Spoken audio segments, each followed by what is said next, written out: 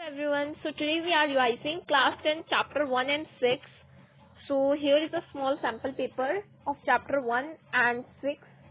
Okay, so the time taken to complete this paper is 1 hour.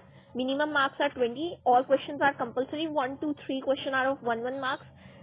4, 5, 6 question are of 2 marks, and 7, 8 are of 3 marks, and last 9 question is of 5 marks because it is a long question answer. So let's move on to the question. What first question is asking with us? It is asking why respiration is considered an exothermic process. तो respiration को हमें exothermic process क्यों कहते हैं? इसका मैं आपको लोगों को एक सॉल्यूशन दिखा देती हूँ. क्योंकि इसमें क्या होता है, ग्लूकोज ऑक्सीजन के साथ कंबाइन होता है, ठीक है, और वो क्या प्रोवाइड करता है, CO2 प्रोवाइड करता है और H2 प्रोवाइड करता है और हीट एनर्जी प्रोवाइड करता है. हमको पता है जहाँ पे हीट निकल रही होती है उसको क्या कहते हैं, एक्सोथर्मिक. तो इसीलिए इसको एक्सोथर्मिक कहते हैं. मैं इसका एक क्विक आंसर भी दिखा देती हूँ जैसे हमें पेपर में लिख के आना है.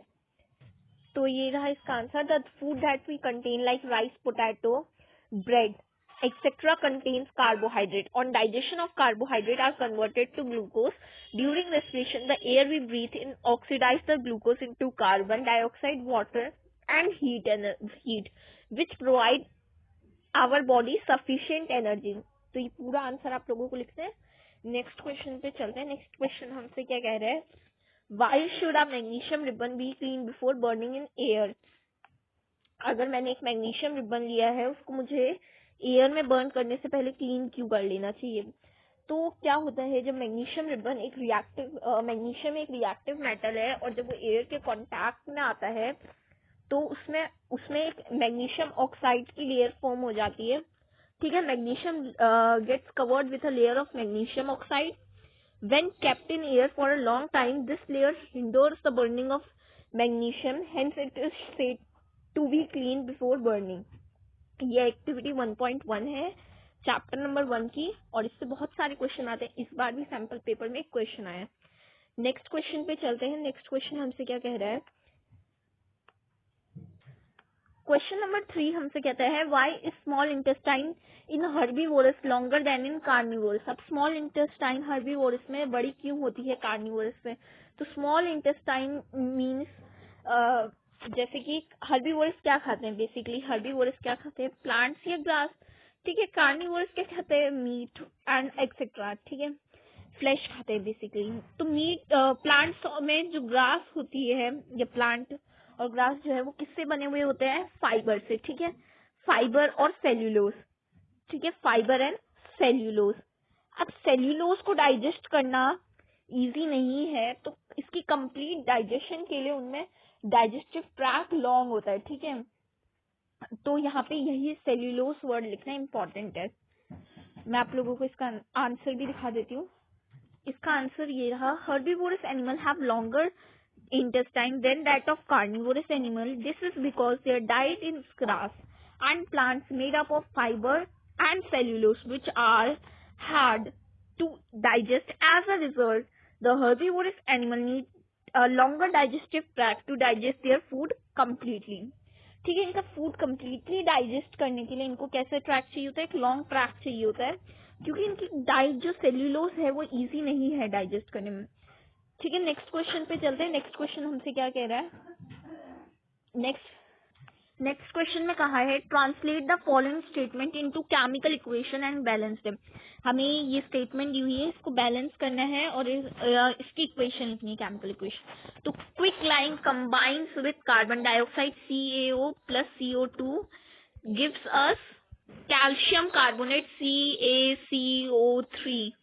ठीक है, नेक्स्ट पे चलते हैं. Aluminium plus copper chloride gives us aluminium chloride plus copper. ठीक है, तो ये भी पूरा लिखना है. मैं आपको इसका एक प्रॉपर सॉल्यूशन दिखा देती हूँ. ये तो रहा calcium oxide plus carbon dioxide gives us calcium carbonate. ठीक है, ये बैलेंस्ड केमिकल इक्वेशन है. अब नेक्स्ट पे चलते हैं. नेक्स्ट हमसे क्या कह रहे हैं, नेक्स्ट एल्यूमिनियम का रिएक्शन है कॉपर क्लोराइड के साथ. ठीक है, तो ये रहा इसका answer, 2Al plus 3CuCl2 copper chloride gives us 2 AlCl3 aluminium chloride plus copper. तो यहाँ पे ऐसा हुआ क्यों? क्योंकि एल्यूमिनियम जो है वो कॉपर से ज्यादा रिएक्टिव है, तो उसने उसको डिस्प्लेस कर दिया। ठीक है, नेक्स्ट क्वेश्चन पे चलते हैं। नेक्स्ट क्वेश्चन बायो से देख लेते हैं, बायो का क्वेश्चन भी। नेक्स्ट क्वेश्चन कह रहे हैं what is the process of nutrition in amoeba, explain with the help of diagram. तो explain the process of nutrition in amoeba, amoeba में न्यूट्रिशन का प्रोसेस कैसे होता है वो एक्सप्लेन करना है। ठीक है, तो ये रहा उसका आंसर। सबसे पहले इंजेक्शन होता है। देखो यहाँ पे कोई फूड पार्टिकल है, यहाँ पे सीरोपोडिया है। ठीक है, यहाँ पे हमारा न्यूक्लियस होता है। ठीक है, इसके आसपास डॉट डॉट से बना दिए। अब जैसे ही यहाँ पे मैंने कहा फॉर एग्जाम्पल ये फूड पार्टिकल है। ठीक है, अब सीरोपोडिया ने फूड पार्टिकल को देखा, सीरोपोडिया आगे को बढ़े और उन्होंने फूड वैक्यूल फॉर्म कर लिया। ठीक है, जिसको कहते हैं फॉर्मिंग ऑफ फूड वैक्यूल। फिर इन्होंने खाने को न्यूक्लियस की तरफ ले लिया। ठीक है, अब क्या होगा? यहाँ पे डाइजेशन होगा। अब नेक्स्ट होता है इसमें से जो न्यूट्रिशन होते हैं वो ले लिया, एब्जॉर्ब कर लिए। ठीक है, एब्जॉर्प्शन। फिर एसिमिलेशन ऑफ डाइजेस्टेड फूड, इसको एसिमिलेट करेंगे। फिर यहाँ से क्या होगा? यहाँ से जो अनडाइजेस्टेड फूड है, मैं इसको सही से बनाते हैं। ठीक है, यहाँ से जो अनडाइजेस्टेड फूड है उसको बाहर फेंक देंगे, जैसे कि जो वेस्ट है उसका, इसको कहते हैं इजेशन। तो ये 5 पॉइंट्स आप लोगों को, 6 पॉइंट्स बेसिकली लिख के आने हैं। इसके हमें 2 मार्क्स मिलेंगे। ठीक है, नेक्स्ट क्वेश्चन पे चलते हैं। नेक्स्ट क्वेश्चन हमसे बायो केमिस्ट्री से है। नेक्स्ट क्वेश्चन में कहता है in the following reaction MnO2 plus 4HCl MnCl2 plus 2H2 identify the oxidizing agent, substance oxidize, substance reduce and reducing agent. तो ऑक्सीडाइजिंग एजेंट तो वो होता है जो रिड्यूस हो रहा हो, और रिड्यूसिंग एजेंट वो होता है जो ऑक्सीडाइज हो रहा हो। तो यहाँ पे ऑक्सीडाइजिंग एजेंट क्या हो जाएगा? Mn हो जाएगा, और रिड्यूसिंग एजेंट क्या हो जाएगा? H। ठीक है, HCl। कैसे होगा मैं ये बता देती हूँ। क्योंकि यहाँ पे ये अपने आप को क्या कर रहा है, दोनों की दोनों MnO2 जो है वो यहाँ पे से ऑक्सीजन ले रहा है, इसलिए वो ऑक्सीडाइजिंग एजेंट हो जाएगा। और जो रिड्यूसिंग एजेंट है वो होता है जो ऑक्सीडाइज हो रहा है, तो HCl ऑक्सीडाइज हो रहा है। ठीक है, इसका प्रॉपर आंसर भी दिखा देती हूँ। तो यहाँ पे ऑक्सीडाइजिंग एजेंट क्या हो जाएगा? MnO2। रिड्यूसिंग एजेंट क्या हो जाएगा मेरे पास? HCl, क्योंकि इसमें से ऑक्सीजन जा रही है। ऑक्सीडाइजिंग सब्सटेंस क्या हो जाएगा? ऑक्सीडाइजिंग जो सब्सटेंस है वो यहाँ पे HCl आएगा, सॉरी। ठीक है, वो HCl यहाँ पे ऑक्सीडाइजिंग सब्सटेंस हो जाएगा। और सब्सटेंस जो सब्सटेंस रिड्यूस हो रहा है वो भी यहाँ पे आ जाएगा MnO। ठीक है, MnO2। नेक्स्ट क्वेश्चन पे चलते हैं। नेक्स्ट क्वेश्चन क्या कह रहा है वो भी देख लेते हैं। नेक्स्ट क्वेश्चन कहता है लेड नाइट्रेट का सॉल्यूशन यह है एक टेस्ट ट्यूब में जिसमें पोटेशियम आयोडाइड है। ठीक है, तो इसका सॉल्यूशन यह है। सबसे पहले right the name and the colour of the compound. तो यहाँ पे जिसका प्रिसिपिटेट बनेगा उस कंपाउंड का सबसे पहले नेम लिखना है, फिर प्रिसिपिटेट का कलर लिखना है, फिर एक बैलेंस केमिकल इक्वेशन लिखनी है, फिर इस रिएक्शन का नेम देना है। तो मैं वो दिखा देती हूँ इसका प्रॉपर सॉल्यूशन। ठीक है, तो ये रहा इसका solution. A yellow precipitate will form of lead iodide. Lead iodide का एक येलो सॉल्यूशन फॉर्म होगा। उसके बाद ये प्रिसिपिटेट रिएक्शन भी हो सकता है और डबल डिस्प्लेसमेंट भी हो सकता है। कैसे? क्योंकि इसमें प्रिसिपिटेट फॉर्म हो रहा है, और डबल डिस्प्लेसमेंट रिएक्शन कैसे? इसमें एक्सचेंज ऑफ आयन्स हो रहा है। इसकी एक इक्वेशन ये रही PbNO3 यानी lead nitrate, potassium iodide Ki, और lead iodine lead iodide PbI2 KNO3 potassium nitrate. ठीक है, येलो प्रेसिपिटेट किसका फॉर्म हो रहा है? लेड आयोडाइड का। ठीक है, नेक्स्ट पे चलते हैं। नेक्स्ट क्वेश्चन भी बायो से, वो भी देख लेते हैं। नेक्स्ट क्वेश्चन हमसे कह रहा है कि what are the different ways in which glucose is oxidize to provide energy in various organism. तो कौन से वेज हैं जिसमें ग्लूकोज ऑक्सीडाइज होता है, वो मैं आप लोगों को दिखा देती हूँ।